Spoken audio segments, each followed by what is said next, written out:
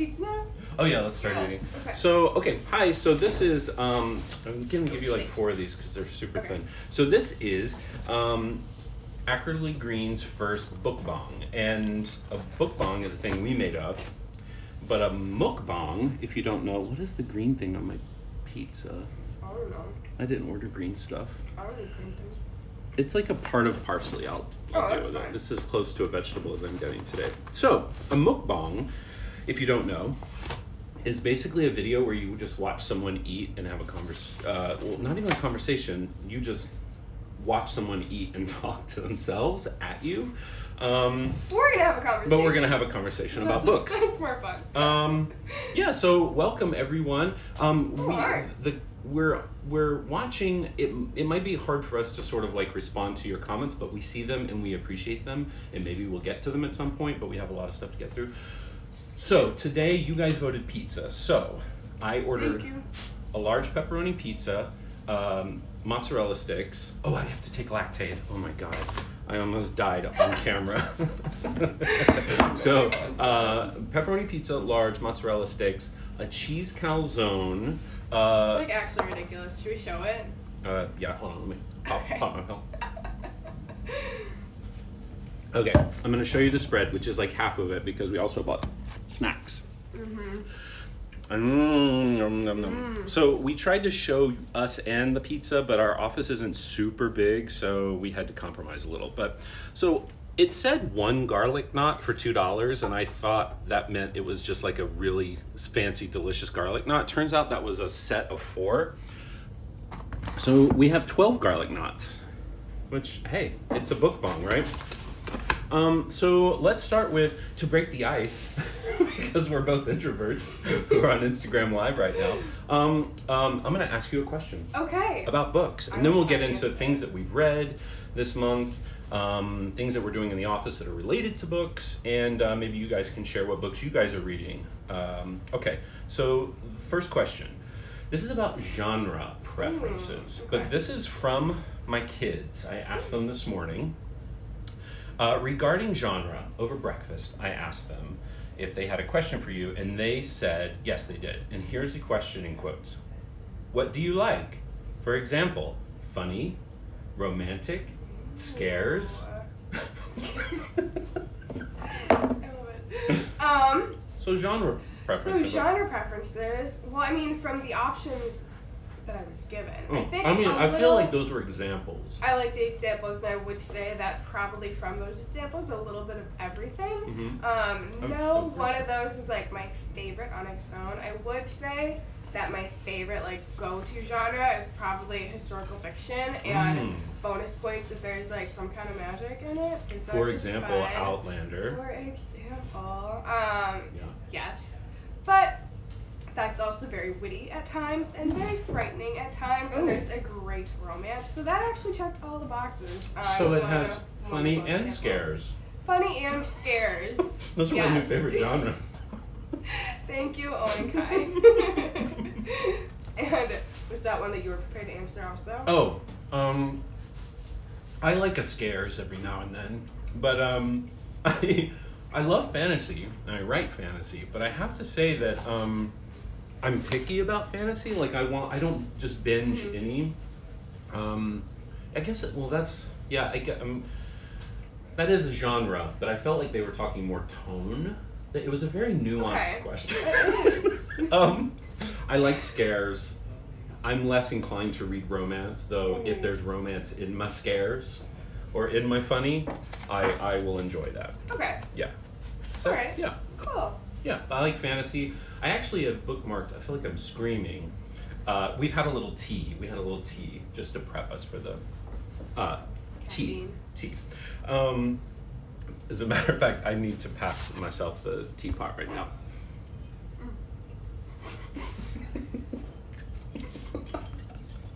It's like 12:30 in the afternoon. It's noon 30. Well, you know, the sun is shining. We're having wine, and it's freezing. And today's Bukbang is sponsored by Giorgio's Pizzeria in downtown Manhattan because I mean, they are delicious, but no other place would deliver because it's so cold. People are freezing in place outdoors. It is so cold that they told everyone in Chicago to just basically not leave their houses. Yeah, they said, please don't go outside. And I said, I have a company to run and readers that want to read books. I have pizza to eat and books to talk about. I have wine to drink at 11:30 in the morning. Okay, so that was the first question. Okay. So tell me what books you read in the month of January. And let's get into this. Okay. I wrote them down, but since I just wrote them down, I can probably do it from memory. Okay. So, just like a straight up list. Yeah. Alright, first book I read in January was The Great Believers by Rebecca Makkai, which I absolutely loved. It was recommended to me by a family friend while I was still home on break. And the author is also apparently local to around my hometown, which was why my family friend had recommended it because she had been to an event and seen her speak and gotten her to sign the book. It's really cool, and then the book itself is just fantastic. I've been recommending it to literally everyone, including CJ.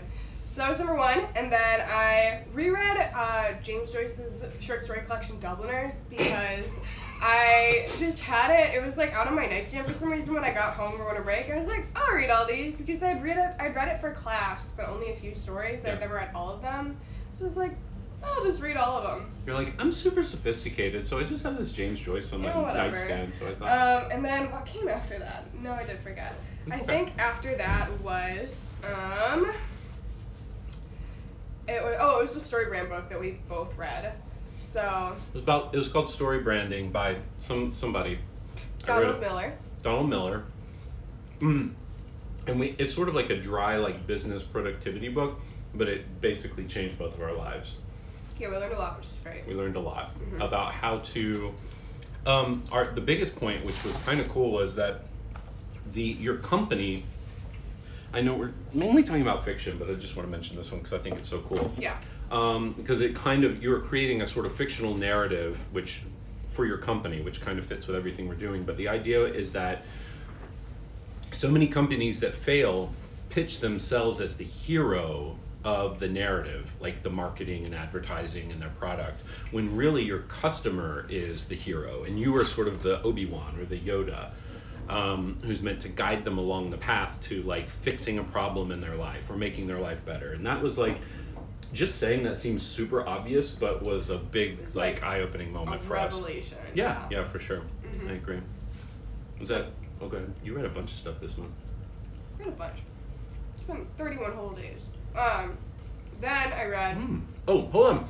Any favorite book to movies? Well, May, hold on a minute because that is a question I have for Catherine later. Amazing. I'll start thinking about it now. No. Or not. It's part of the quick fire. Okay, I won't think about it. I'm sorry. I'm sorry I screamed at you. Okay, alright. Okay, then I read Siege and Storm, which is the second book in the Shadow and Bone trilogy by Leigh Bardugo. Right. And then I read Jacob's Room by Virginia Woolf.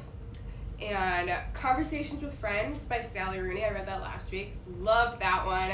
I went to go look for her newest book, which is called Normal People, and realized that it's not out in the U.S. yet because she's an Irish writer, and I've never been so disappointed. Oh my God. That's an exaggeration, but I am impatiently waiting for April.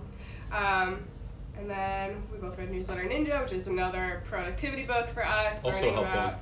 Very helpful, learning about how to write a good newsletter, just something that we're working on. And right now I'm reading a book called Winter by Allie Smith. I kind of like how do you consciously sort of bounce back and forth between what's considered literary fiction and more like genre fiction? Yeah. Yeah. Yes. Oh my God, this is like really working, this conversation. Sorry, go ahead.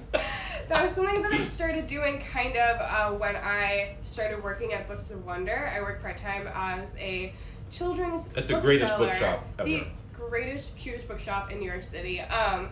But a lot of, that's all children's books. And so I started switching from middle grade and young adult, which I hadn't been reading as much when I was in school, obviously, because I was an English major, so I was only reading literary fiction mostly, or other, not always fiction, but whatever. But So in order to be a good bookseller, I felt like I had to diversify my reading list a bit. But then I found out, oh my gosh, I almost just lost my pizza. Okay. We have plenty to spare. That's true. But yeah, I realized that I enjoy switching back and forth because it's just like a brain break sometimes if I'll read like a really dense, like reading all those depressing stories about how much it sucked to live in Ireland. Oh yeah, James or Joyce at the beginning of the year. Or like the AIDS epidemic. Yeah, Right. Great Believers. It was about partially about the AIDS crisis in 1985. It was a beautifully written story, but absolutely heartbreaking. It was like, you know what? I need something fun. I need a break. No, I need get a that. break. I sort of do what you do, except I kind of balance like a piece of fiction and then something that's more business oriented. And I have it in part of my morning and night routine. We have to talk about our self journals at some point. Where I'm going to answer that question, Mariah. I'm trying to remember what to call you, because I know you as something else. Where in the morning, the first thing in the morning, it sort of sets me up for the day if I read something that's like productivity based. So like I just finished Newsletter Ninja this morning, and then in the afternoon and at night, and even when I go to lunch, because another thing I've done this year is make a point of leaving the office for lunch instead of eating at my desk. And so I take my Kindle, I don't use my phone, and I'm choking right now on pizza, but I'm going to finish this thought. Now I read fiction from the afternoon into the evening, and that's more relaxing. It gets my mind off. I'm not like, ooh, this idea. It's like, lets me chill, have creative thoughts, and then in the early part of the day, I do productivity stuff. What a great set of books you read. Thank you. Would you like to share the books that you read? I would. If you had to say what your favorite was this month. I think it's a tie between The Great Believers and Conversations with Friends. Okay, you read Conversations with Friends so fast I didn't even know you read it. Okay. Because it was so good! Yeah. We're going to answer that question about, are we going to any master classes or conferences this year? Possibly, and that means yes. Would you like to know? She literally would, she asked. I'm going to eat a mozzarella stick. This Bukbang has a lot of talking.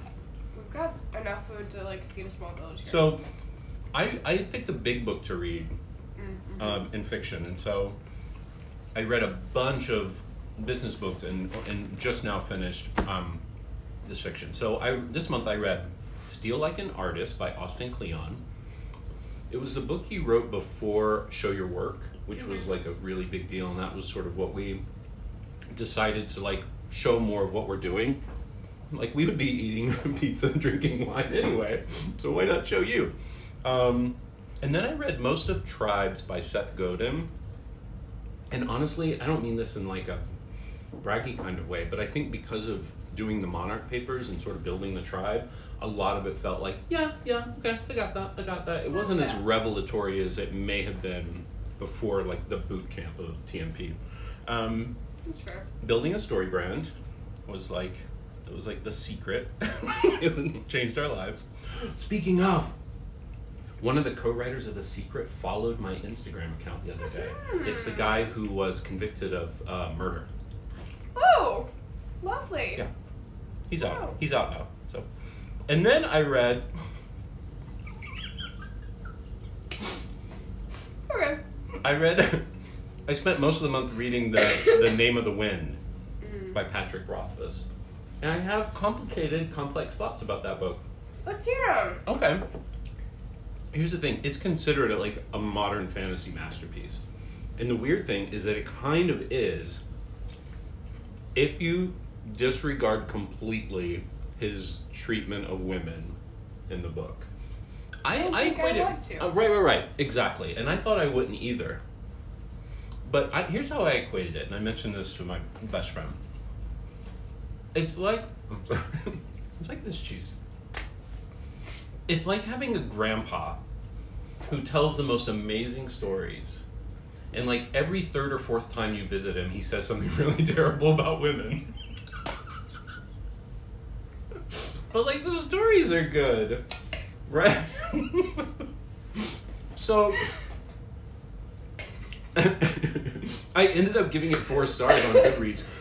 because it is beautifully written. It really is a masterpiece. The issue with the way the women are depicted are myriad, but the points that I'm making are that this book was written a little over 10 years ago, and someone's telling you Chinese dinner, but that's 10 hours away. Haven't eaten breakfast. Oh my gosh. I'm so Feed sad for you. yourself, please. I'm having another slice of pizza. So the issue, this book was written over 10 years ago, and I have a sneaky suspicion because I used to be a screenwriter, and I know that there was this like glut in the late 90s and early 2000s of depicting women, like trying to write more complex female characters, and people, particularly men's way of doing that was to make the strong female character, and that she was strong, like mentally, or had fortitude, or was a loner. Strong, but with swaying hips. Yeah, exactly. Thundering bosom. Right. Hashtag thundering bosom.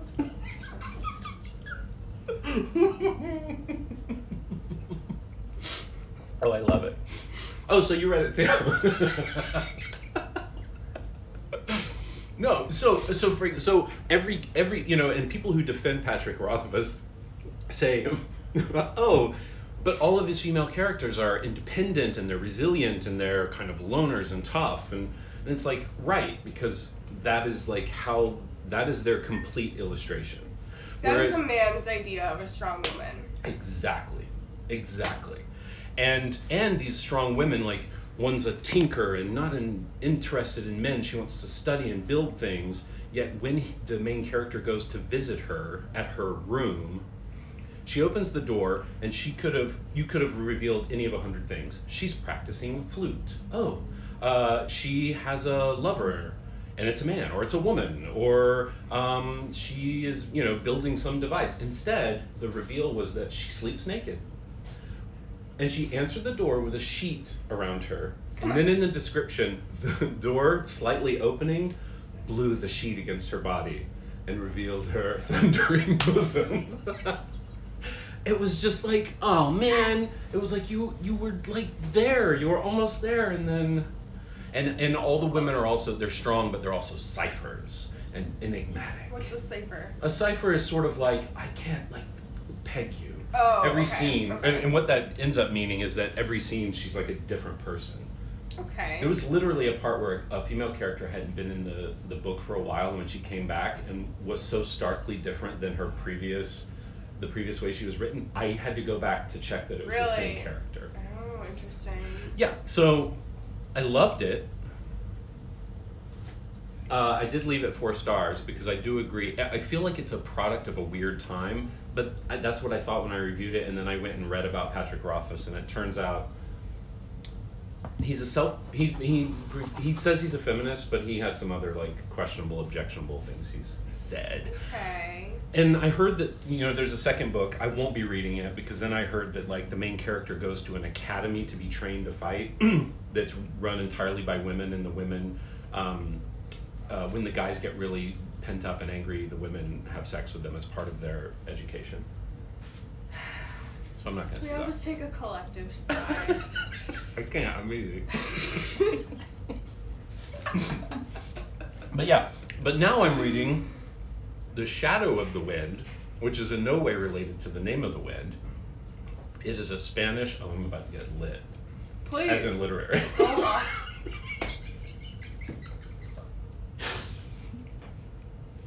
It's a Spanish magical realism novel, translated, I'm not sure when, I think it was the early aughts, perhaps? But ever since I started mentioning Ackerly Green to people, they said, you should read The Shadow of the Wind.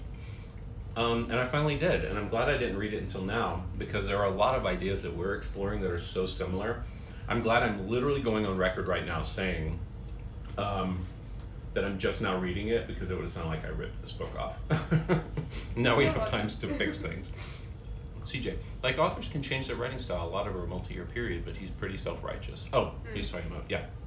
Yeah, I hope he has. I hope so. Maybe with this 3rd book. Yeah, I haven't read anything by him, but I am really looking forward to reading Shadow of the Wind. Ugh, and so Mom, good. if you ever watch this, can you send it to me, because I know I left it at home. Yeah. Oh, that's sweet. I can get it from the library. Message to Mom. Hey, Mom. This is the greasiest, most delicious pizza. Giorgio's, I don't mean anything negative by that. I love it. This is exactly what I want right now. Mm-hmm. Same. So yeah, that's what I read this month. It's a good month. Yeah, right? Mm-hmm. Oh, let's talk about conferences and things. We're going to BookCon this summer, and then we're not going to. Last year I went to the IDPA conference, the Independent Book Publishers Association conference. I went there last April in Austin, and this year it's in Chicago. I'm not going, but I am doing a webinar for them about how grapes. Oh, shut up. About how They're not good. These are like Walgreens grapes. wall grapes. Wall grapes. Oh, you don't call it that here, do you? Walgreens. Dwayne Reed. Oh yeah. Whatever. I call it Walgreens where I came from. Where I come. Oh, so I'm doing a webinar for IBPA to teach publishers how they can create their own immersive interactive marketing campaign. It's not like an ongoing thing like Ackerly and marketers, but it's sort of like a short burst to sort of build interest in a book, like a new way to do pre-orders. And I'm going to teach people how to do it in fiction and a nonfiction way. Missing the good tri-state area pizza. This is good. And here's the thing. Stay warm. If literally there was only one pizza place that would deliver and we didn't know where it would still probably be pretty good because tri-state pizza is delightful. Mm-hmm. No complaints. Actually, I wanted the one of our many garlic knots. Oh, yeah. Sure, have 4. Oh my goodness. Okay, let's see. Do you have a question for me? I have so many questions for you. Well, okay. ask me. On the vein of our monthly reads, do you have anything after Shadow of the Wind that you are looking forward to reading? Or do you know of anything new that's coming out that you're really excited to read? Like, what is on your February I love TBR? it. I'm pulling up Goodreads right now. To be read stack. Hashtag. Hashtag. I had some. Oh, I actually heard. So here's the thing. Let me scream right into your face. Yeah. I am gonna read. It's massive, but I'm gonna read. Have you ever read The Count of Monte Cristo? I have not. I'm gonna read it. Okay. It's an endeavor. It's massive. But everyone says like it's such a long read, but it is one of the greatest books of our time. I love the story. I've seen a few versions of it adapted, but I'm really excited to read it. Okay. And then I got turned on to this other book. I have The Great Believers on here. But there is a book, it's a sci-fi book that is supposed to be incredible by Martha Wells called All Systems Red, The Murderbot Diaries. Oh. I'm going to give that a shot. Murderbot. Great. Yeah, where the main character is a murderbot. I'm into that. I love them. Oh, you're going, Anielle from Magic and Mediums is going to BookCon. We'll see you there, I'm sure. We're going because not only do we want to get a lay of the land, meet authors and things like that, but we're also considering having a booth in 2020. So that's exciting. So yeah, stay tuned. She's just trying to figure out what the heck to do with the corn flour he bought. Okay. Cornbread. I don't know. I would say cornbread, I guess. Yeah. Oh, Cornbread would be good. Sure bet. That's a good question. What about you? Right now I have on hold The Last Samurai by Helen DeWitt, which has been recommended to me by a couple friends. Okay. I had it checked out for a while, and then I didn't get a chance to read it, and then I had to give it back. And then I also have Big Little Lies waiting for me, because somebody else told me that I had to watch the show, and I was like, okay, I have to read the book first, obviously, so I put it on hold. But also, King of Scars just came out 2 days ago. 2 days ago. And I have not finished the Shadow and Bone trilogy yet, so I really want to finish that and then do Six of Crows and Crooked Kingdom and then read King of Scars because Nikolai is my favorite character from the Shadow and Bone trilogy. And so obviously I want to read a whole book about him, and the cover is so beautiful, and I'm just so excited. All the hype, even though I'm going to miss it by like months, but... I know, I feel like I should binge all of that. I'm so behind on the Grishaverse. I'm so behind on YA right now. It's so fun. It's really fun. I hadn't been reading a lot over the past 2 years, but I have been reading a ton, for whatever reason of middle grade. Oh yeah, I've got a bunch of middle grade books. The Green Glass House. Green Glass House is supposed to be so good. It's really good. Books of Wonder, we're doing a thing with the booksellers where we're picking a book every month to like all read, and so this book or this month. Hashtag the Monarch. Like a middle grade book. January was I think it's called The Remarkable Journey of Coyote Sunrise, and I can't remember who it's by, but I didn't get a chance to read it, but I still want to, and it's supposed to be really good. And then, because we're doing new releases too, and so the one we're doing for February, I think, is about a girl who I think is deaf, maybe, and something about how she learns about that one whale in the ocean who can't communicate with any of the other whales, just his song is like on the wrong frequency, and it's about her like trying to figure out a way to help him or help him connect to others. I don't remember exactly. Oh my god.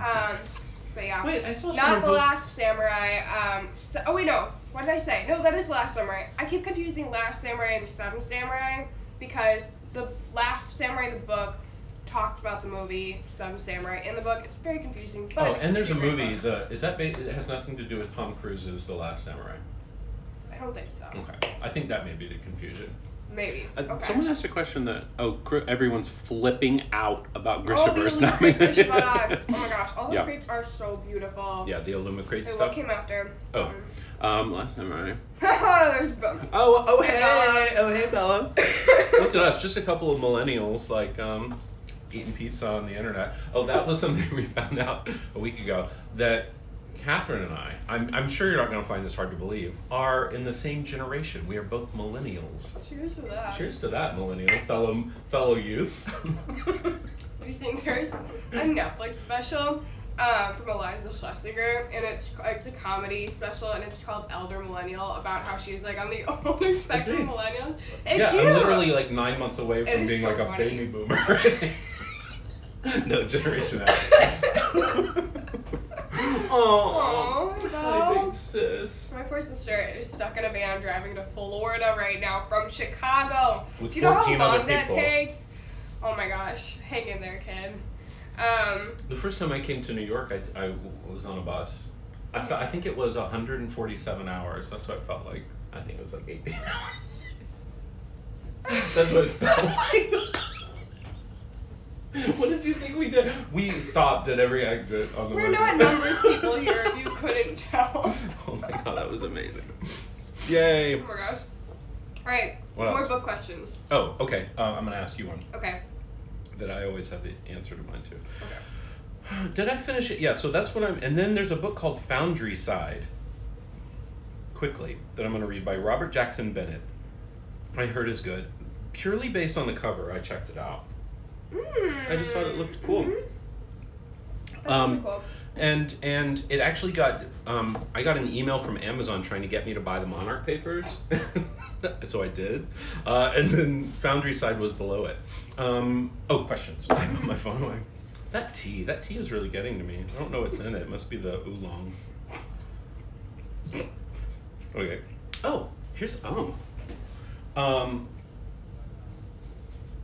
What is the first book you remember that had a significant impact on you?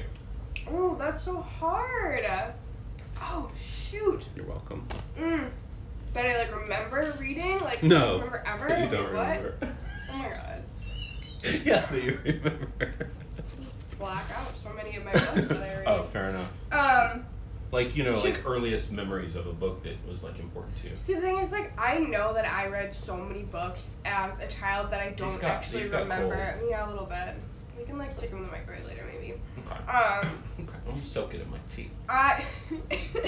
Don't do that. Are you gonna be disgusted up with that crust there? No. Because I really want to plow through. While I'm on lactate, I really want to plow through the cheese part of everything. So fine. Okay. Okay, so yeah, I read so frequently and so much as a kid that I don't fully remember like the plot of all the books that I read. But I think I'm trying to remember like very early books that I read, like chapter books I read on my own, was probably like the Little House books. Like Little House on the Prairie. What? You're getting called the F out. Oh my gosh! All right. That's my favorite story. Pause. I'll tell a story because my 15-year-old sister's gonna sell me out. So, obviously, like, Harry Potter, I wasn't gonna say Harry Potter because that's a cop-out, even though it's true. But, and I did love Harry Potter so much that after reading the first I've seen the evidence. Yeah. After reading the first 3 as a 7-year-old, I think, in 1st grade, my mom heard from somebody else that the 4th book was too dark for a 7/8-year-old to read, and that she should wait until, like, she should make me wait to read it. And of course, I, as the precocious 7-year-old I was like, absolutely not.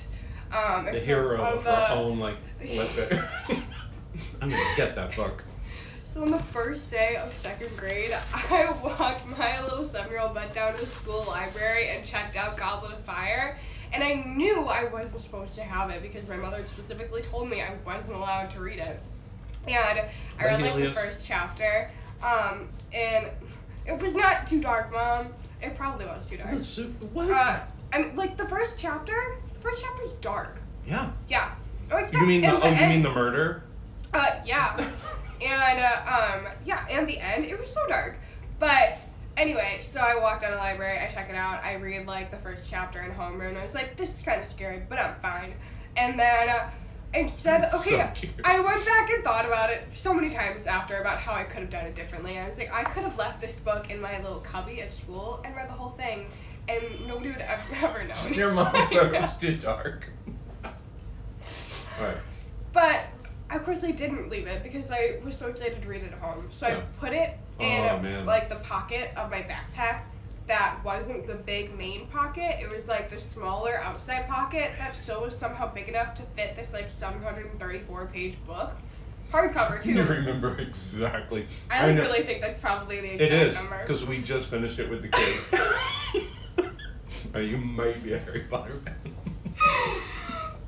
But yeah, anyway, so of course it's the first day of school, and I come home and I get off the bus, and my mom goes to like take my backpack from me to bring it inside the house. I was like, no, it's okay. And she's like, give me your backpack. Yeah, she's like, oh, something's up. And she picks it up and feels the 734-page hardcover book in my backpack. She's like, what's going on? Opens the big main pocket. There's nothing. She's like, what's in here? Curious. I guess I just won't look any further. That's what you thought. By putting it in the side pocket. I thought. Of course she finds it. And then I had to take it back to school with a note to the librarian explaining why I was bringing it back. I don't think I'd ever been so mortified in my entire life. And also, I had to wait a full year to read it then after that. So, don't like sneak, kids. Yeah, you're like a book rebel though. I like that. It's probably like the worst thing I've ever done in my entire life also. That is adorable. Yeah. The worst thing you ever did was read Goblet of Fire before it was appropriate for you. That was amazing. It was dark. Oh yeah, Maddie was saying Owen dropped off after the first chapter. They finished Prisoner of Azkaban, which he loved, and then Maddie, my husband, is reading the books to them when it feels appropriate of age. And we read the first chapter of Goblet of Fire, and Owen was like, okay, I'm done. Oh. the murder, I just spit maybe later. That happens with a Bukbang, right? Yeah. You just spit food everywhere. Oh my gosh, we have food all over me. That's why we're sitting this far away, so we can't see all of our cups. Right. Oh my gosh, that's great. So, does that, I guess Goblet of, in my mind I thought you answered the question. Your first though. I was starting to say, I remember like... Do you need tea? Yeah, a little bit. I was starting to say that I remember reading all of the Little House on the Prairie books. Oh, Tina Noir. I was trying to finish. Alright, I have another teapot over here. Okay. There's still some in that one. Oh, I know. No, it's like the silty. Okay. I mean, I'm sure Underwood Pinot was delicious, but there was some sediment. Okay. But yeah, the Little House books. I think I got the full set when I graduated from kindergarten, and I read them all. And I would totally read them. I've never read them. They were great, and I think honestly that was probably where my love for historical fiction started. Because, that's so sweet. Like now that I'm actually thinking about it, I loved the idea, even though it was like kind of terrible and kind of dangerous. Oh my gosh, my contribution are snacks. Tony wants to be in the video. Sir. Sir, how could you? How very dare you, sir? But yeah, I just loved it. I loved all the stories. I loved their family. I loved the idea of living in a place where nobody else really lived and But sometimes you want to go where everyone knows your name. I seldom, if ever, want to go where someone knows my name. I'm sorry, I didn't mean to interrupt you. Oh, for like the 8 millionth time, that's fine.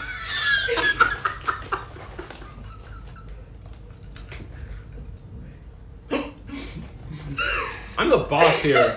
I talk when I want. Oh my gosh. You're also eating goldfish. Oh my gosh. I can't have any more. I can't buy, like, Garbs. if I buy Garbs. this bag of goldfish, I will finish it in like 12 hours. Oh, I just do this. Yeah. Like the edges are wet. I'll like, Like this. Yeah. I'll lay on my bed and just like drop them into my mouth. It's disgusting. Oh yeah, I always say this is how I eat French fries in front of people. Here's how I eat French fries when no one's around. How many can I fit in my mouth? Oh my gosh. I'm sorry, I'm not interrupting. But was Goblet of Fire, you feel like, one of the most impactful first books? Because that wasn't the answer to your question. No, because I had read so much by that time. Right. Like I read a lot. Amazing. I read a lot. I read a lot of books. I didn't. I think everyone knows this. It's not like a sad story, but like, we grew up with no money, Right. and also grew up far away from the nearest library. And so, if I could convince someone to take me, I would check out books, and then like they would always be late because we would take them back. And so, whenever I was able to go, I would like get as many books as I could on making things, fiction, all sorts of stuff. But it wasn't until I got in my late teens and 20s that I really became a reader.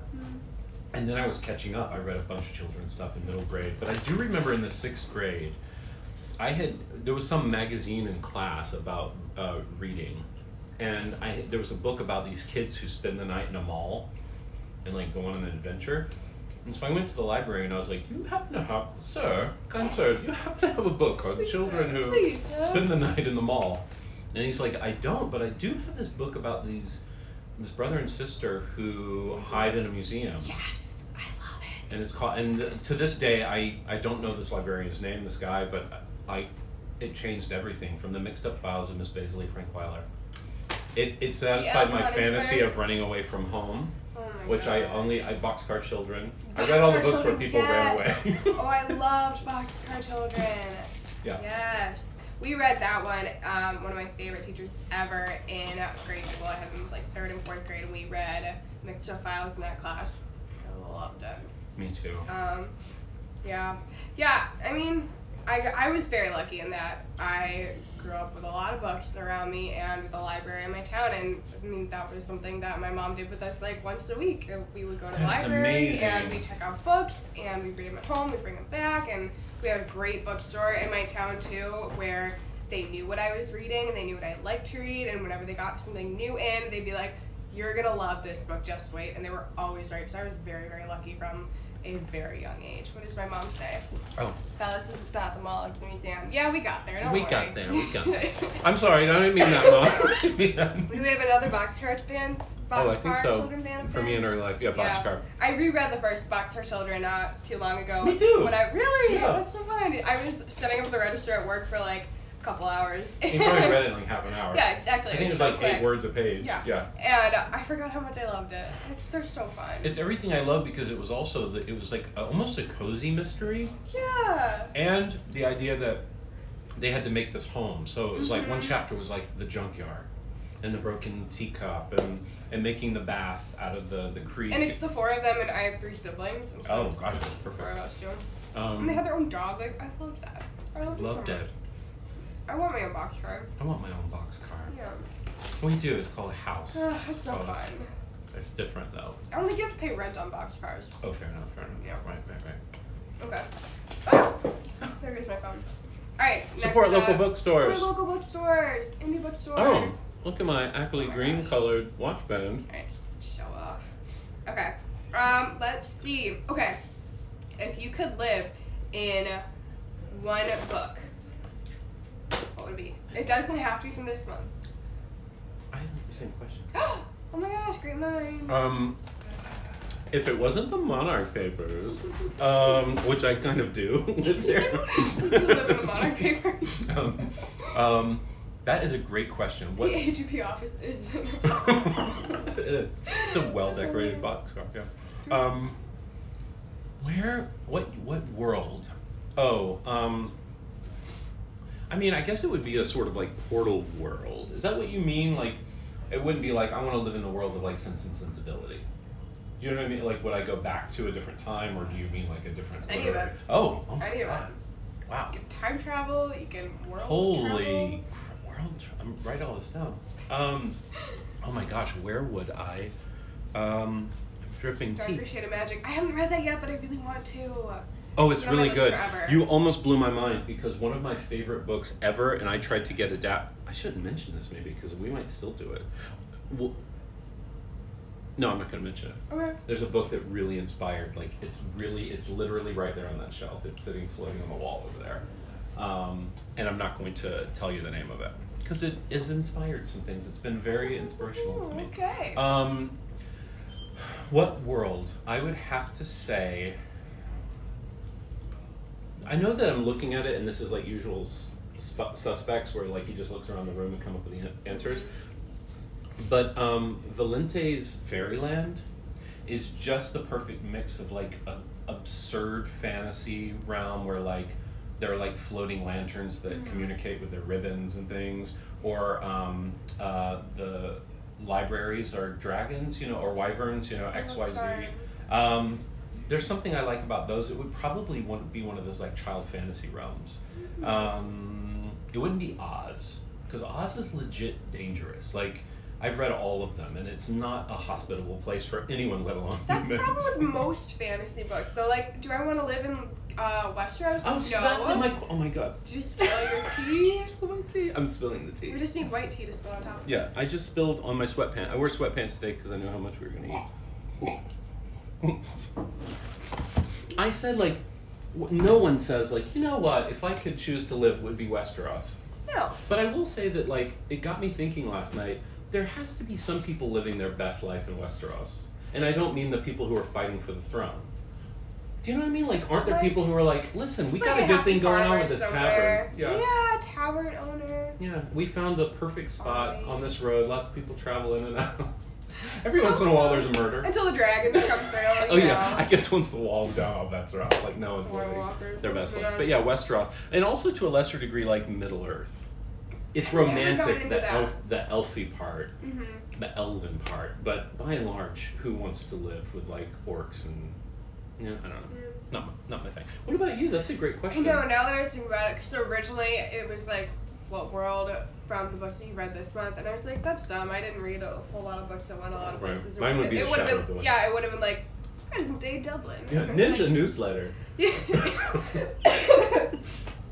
I don't know, and now I stumped myself a little bit, I think, because so many of the fun fantasy worlds, like, sure, I'd love to go to Hogwarts or whatever, but like, who doesn't? And I don't know, there's so many books that I love because I love historical fiction again, so I love Jane Austen, and I think I would honestly thrive in like that era. I'd be great, and it'd be so much fun. I mean, that was my past life. Yeah. But also, you know, modern medicine is a thing, and pants are a thing. And for sure, and they are not in the Emma-verse. No. I always go to Emma. Emma's one of my favorite books. Really? Yeah. That's fun. That's a good one. Interesting. Yeah, I do like it. Yeah, so jury's still out on that one, actually. I'm trying to think of, like, a good... I don't know. It is a good question that you asked, though. Yeah. I think we only have an hour. I mean, we have like 15 more minutes, but I think Instagram Live videos can only be an hour. Okay. I had no idea that this would go on this long, but it has, because frankly, we're riveting. Okay, should we rapid fire some questions then? Yeah. Okay. So, 3 favorite book adaptations into movies. Go. Oh! Okay. I mean, I would say, I'm so bad at being fast. I'm stressed. I just watched a great adaptation of Love and Friendship, which is an unfinished Jane Austen novel, which is actually adapted from Lady Susan. So fun. The PBS adaptation of Little Women in like the series, so good, and the boy who plays Rory in it is so cute. Yeah. And Outlander. Duh. Sorry. Outlander. Duh. Okay. Do you want to answer too? Yeah, I did not prepare answers for this. You had the advantage. I know. I forgot. Quickly. Wait, what was the question? 3 adaptations. 3 movie adaptations. Or TV show, because I did TV shows. Yeah, or TV shows. Anne of Green Gables, the 8-hour miniseries. Oh, I haven't watched that yet. What? From the late 80s / early 90s? I can't remember exactly. I wasn't born then. You know, there are ways to experience things that happened before you were born. No, I just like saying it. That's so weird because we're both millennials. It's weird that. Crazy. Anne of Green Gables and Anne of Avonlea, an 8-hour miniseries. That's 1. 2. Oh, I would honestly live in the Anne-verse, the Gable-verse. It's that's so a good one. sweet and quaint. I love sweet. it. I just got the graphic novel for from Books of Wonder. The graphic novel. Oh, so I know. I'm going to switch it. Yeah. Other book adaptations that are great. I'm having a hard time because I was trying to think of everything we've talked about, and now I've had so much tea. Mixed Up Files is not one. That's a bad. And that was so far before you were born. That was decades. They did a movie of it? Mm-hmm. It's terrible. Oh, bummer. Yeah. My sister says that I would thrive in Jane Austen era retweet. You would. Thanks. Gosh. Have I? Jonathan Strange? Oh, okay. I thought it was good. Maybe it's not best. But literally, the question was 3 that's best. okay. And I chose the other one I could think of. Next one. Okay. Yeah, next one. If I'm doing a single book, I know that this is highly controversial, but I loved the adaptation of Order of the Phoenix, even though it was the only one that Stephen Clovis didn't adapt. And everyone thinks it's the lesser of the series. My heart. It's my favorite book and my favorite movie in the series. Yeah. I love it. And Lorna Lovegood. No. You know. She's great. Okay. So great. Okay. Who would your book BFF be if you could be best friends with somebody for a book? Who would be? Ready, go. Don't think about it. Claudia Kincaid. Done. Okay. What's your book BFF? If you had to guess one, don't. Hermione Granger. So cute. Last book that made you cry. Last book that made me cry was The Shadow of the Wind. Really? Literally on page 4. Oh my gosh. Yeah. Oh, I'll read it. There was a passage where he was like, do you ever feel and it was about a book and the love of a book and falling, and I was like, I have felt that way. Yeah. That's great. Okay. Your preferred method of reading. I know this one, but our friends at home might not. Yeah, I preferred Kindle, basically because I carry around a bunch of stuff already for work, iPad and stuff to work, and so also stuffing a book in there is not convenient for me, and I like being able to just I almost said whip it out on the subway. And also read on the subway. I like just being able to be I have 10 minutes, I'm holding the rail and I'm looking at it. But and also I like this, the Kindle is the closest to a book because there is there's internet on it technically, but it's sort of you can remove yourself. But what I do is a book I really, really love, also space is at a premium in New York. And so books, I can't just keep collecting them. But whenever I read a book I really love, I then buy the best version of it to keep or to give to someone. That's right. Yeah. Yeah. Wow, and yours? I'm a big paperback gal. And you're a big borrower. That's my favorite one. Yeah. I like that was Pride and Prejudice. The most recent one. I like the one with Keira Knightley. Yeah, I that was 2005. I just watched that 2 weekends ago, 1 weekend ago, when I was homesick in bed. I was this is the only thing that will make me feel better. Enchanted April, my #1 favorite adaptation. Have you ever read or seen? You have to check it out. Okay. I know it was before your time. It was 1913, but no, I think it was 1920 something. I think you should still give it a try. Okay. I'll make it out. Enchanted April is amazing. Okay. I love paperbacks just because I don't have a Kindle. I have a little iPad, but I have the internet on that, and so I get distracted. And paperbacks are easier to fit in my bag. Yeah, fair enough. And they're what the library has more often, and I can't buy all the books that I would like. Yeah. as much as I'd like to. So, take them to the library, or I found a lot of books on the street, and that's a wonderful part of New York. And then I give them away. So. I love that. I give and them like leave them places. Yeah, leave them places and pay it forward. I can't take it with me. I got so many boxes packed with books that are like still in my house at home of just books that I've accumulated, so I've just started giving them away. Yeah. Yes. Okay. What is your favorite trope to read in a book? That's really good, and I have the answer. The ragtag group of disparate people who normally wouldn't get along coming together for a common goal, often with training montages. The perfect example is Order of the Phoenix. Oh, so good. Dumbledore's army, them hiding out and training each other to, oh my god, I just got goosebumps. Oh my gosh. my favorite trope, the ragtag, and particularly if at some point they run down a hall together. And they do. I'm thinking of like the part where Luna's skipping down and she's exactly. like... Oh my gosh, that's great. What about you? Favorite trope? I think I love like best friends to like a romance kind of thing. Even though I'm not like a huge romance person, I just love that. Or if it's like R? Yeah, BF to R. Or if it's a setup where it's like you're faking a relationship and then it becomes real, like Tall the Boys of Love and War. Oh, that's cute. That's cute though, and that's a lot of like early like movies in the 40s too, where that kind of like, oh, we're or we're forced to be roommates. Yeah, but then it's like yes, the roommates thing, like New Girl. Oh man, it's just like the cutesiness where it's like my heart needs a break, and so I'm gonna read something nice. Good.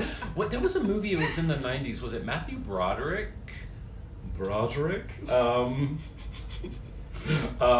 Where it was like it happened one night or something like that, where he and this woman have basically a sort of like timeshare situation where one of them works all night, so they split the custody of an apartment.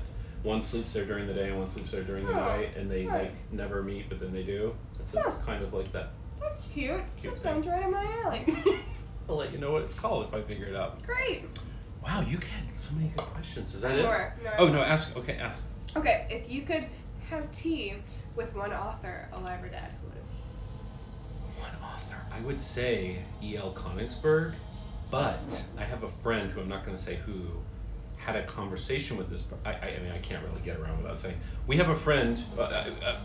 You may know. Last year, Devin and I went on a Harry Potter themed tour of the Metropolitan Museum of Art, and the person who runs that company, Fable and Lark, the Mets figures centrally from the Mixed Up Files. She called E.L. Konigsberg to get like, I want your advice. A lot of things weren't necessarily, they're not there anymore in the Med, and E.L. Konigsberg was like, I don't remember exactly. She was less than hospitable. Really? And it would have been my choice, but that I guess is a not. Bummer. Other writer, living or dead, who I would want to. I have to say this is so banal, but I would have to say J.K. Rowling, just because I've seen a lot of her in interviews and things, and she seems really personable, and I would like to talk to her not as a fan but as a writer, because what I'm really fascinated about with the Harry Potter books is sort of the mechanics behind it.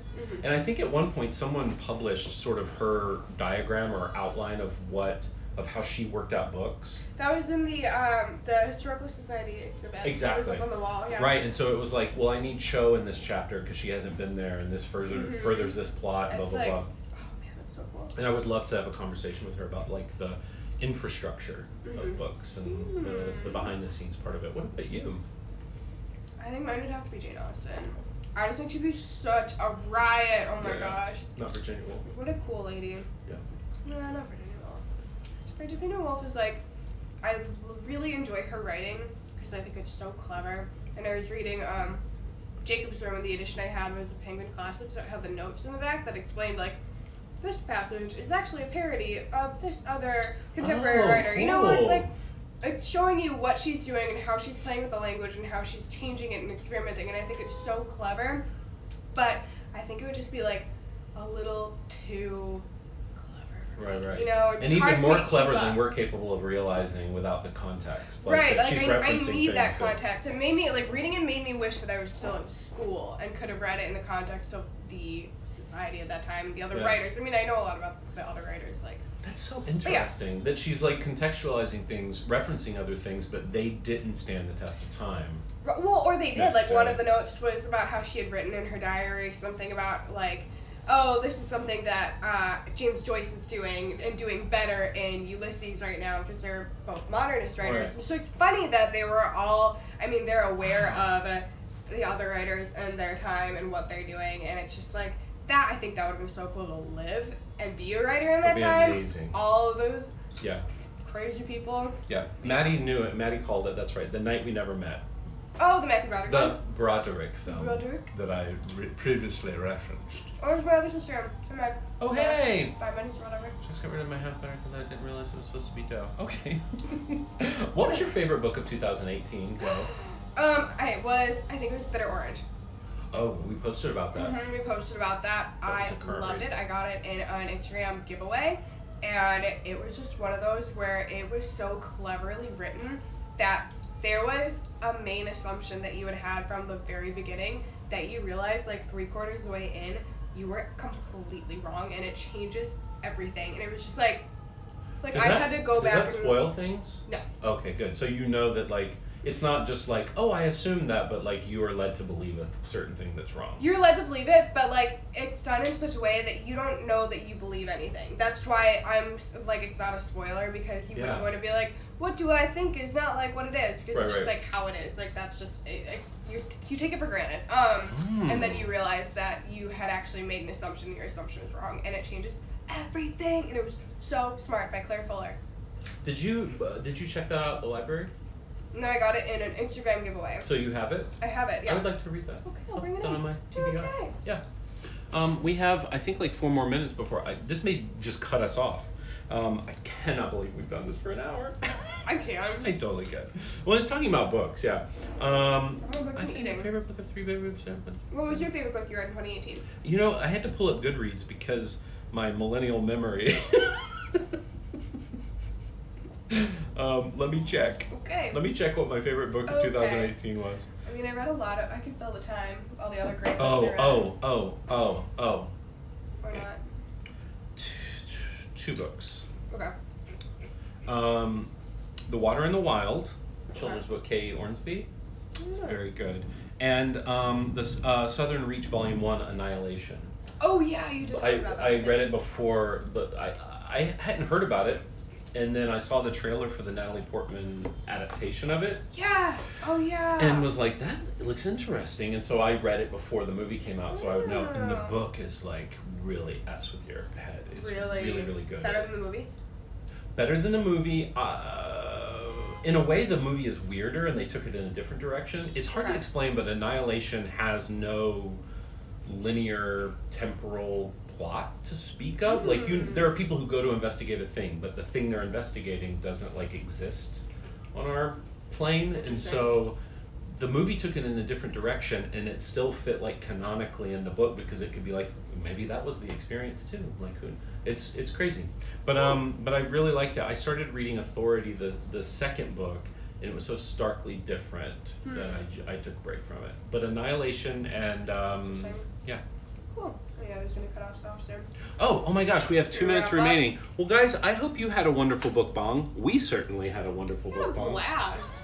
This was great. Before we were, like, counting down, we were like, oh my god, I don't want to do this. What are we going to talk about? Yeah. And then I forgot that, like, who was watching and why, and it was nice to see all your questions and things. I watched for a full hour. I mean, thank you. Oh, Tony said he bought Bitter Orange based on our recommendation. Oh my gosh! Enjoy it. I love it so much. I'm scrolling through to see if there are any questions that we... How about when you snuck Harry Potter into your house? Kind of cheese. Thinking of a booth now. I think we got them all. I think so too. But yeah, this was wonderful. Yeah. And did we talk about TBRs? Yeah. Here's a book that I keep forgetting I have and I want to read. Yeah, I gotta read that too. It's the 3rd one's coming out. The 3rd one? Yeah. Finale. Oh man. Okay. Yeah. All right. I gotta get on. 50 seconds. 50 seconds. So yeah, I think we're gonna do this like last Thursday of the month, because that's the Ackerly Green Week. I'm here 5 days a week. Catherine is here Tuesday, Wednesday, and Thursday. And so I think we may do on our Ackerly Green Fridays, the last Ackerly Green Thursday of the month, we'll do a Bukbang. If you enjoyed it, let us know what you think. We're also, if you missed part of it, you can check it out. I'm going to download it and upload it to our IGTV station. so let us know if you've read any of these, or if you have any suggestions. We want to hear your thoughts and answers to any of the questions. We would love to hear them. Totally. And like you said, if you have TBRs or recommendations, we're always looking for good new books. Hope you have a wonderful day. Happy Bukbang. Bye.